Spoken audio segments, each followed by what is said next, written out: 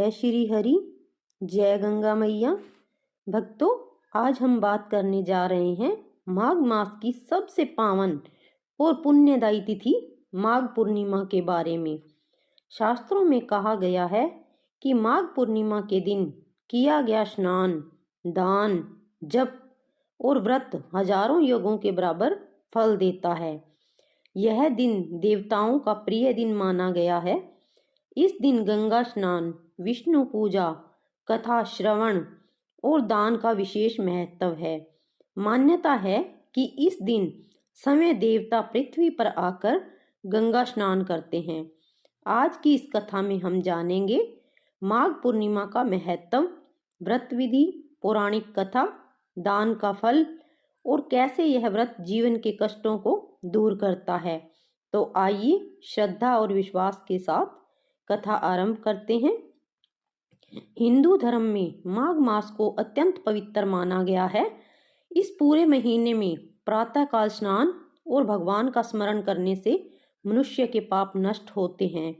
माघ पूर्णिमा इस मास का अंतिम और सबसे महत्वपूर्ण दिन है। इस दिन गंगा स्नान का विशेष महत्व है। भगवान विष्णु और चंद्रदेव की पूजा होती है। दान का कई गुना फल मिलता है। पितरों को शांति मिलती है। रोग, दरिद्रता और मानसिक कष्ट दूर होते हैं। व्रत विधि जानते हैं।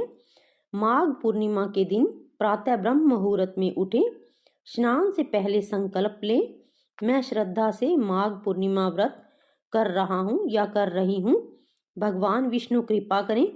यदि गंगा स्नान संभव न हो तो घर में गंगा जल मिलाकर स्नान करें। इसके बाद पीले वस्त्र धारण करें, भगवान विष्णु जी की पूजा करें, दीपक जलाएं, तुलसी अर्पित करें, विष्णु सहस्र नाम या ओम नमो भगवते वासुदेवाय का जप करें, कथा सुने या पढ़ें, दान करें, अन्न, वस्त्र, कंबल, तिल, गुड़। अब सुनते हैं पूर्णिमा व्रत की कथा। प्राचीन समय की बात है। काशी नगरी में एक ब्राह्मण और उसकी पत्नी रहते थे। वे बहुत गरीब थे, लेकिन अत्यंत धर्मपरायण थे। उनके पास खाने को भी मुश्किल से होता था, पर वे कभी भगवान का नाम लेना नहीं छोड़ते थे। ब्राह्मणी प्रतिदिन गंगा किनारे जाकर स्नान करती और भगवान विष्णु का स्मरण करती। एक दिन माघ मास चल रहा था। उसने निश्चय किया कि पूरे माघ मास स्नान और व्रत करेगी। ठंड बहुत कड़ी थी, लोग घरों से बाहर नहीं निकलते थे, पर वह ब्राह्मणी प्रतिदिन तड़के उठकर गंगा स्नान करने जाती।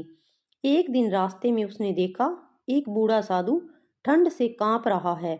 उसके पास वस्त्र नहीं थे।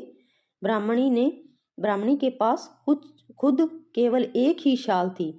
उसने बिना सोचे अपनी शाल साधु को दे दी। साधु ने आशीर्वाद दिया, तुम्हारा जीवन धन्य होगा, तुम्हारे घर लक्ष्मी का वास होगा। ब्राह्मणी घर लौटकर ठंड से बीमार पड़ गई, पर उसने स्नान और व्रत नहीं छोड़ा। माघ पूर्णिमा के दिन उसने पूरी श्रद्धा से व्रत किया, कथा सुनी और जो थोड़ा सा आटा था वही दान कर दिया। रात में भगवान विष्णु उसके स्वप्न में आए और बोले, तुमने सच्चे मन से व्रत और दान किया है, तुम्हारी परीक्षा ली गई थी। वह साधु मैं ही था। अगले दिन से उसके घर में धन, अन्न और सुख की कभी कमी नहीं रही। अब जानते हैं गंगा स्नान की कथा।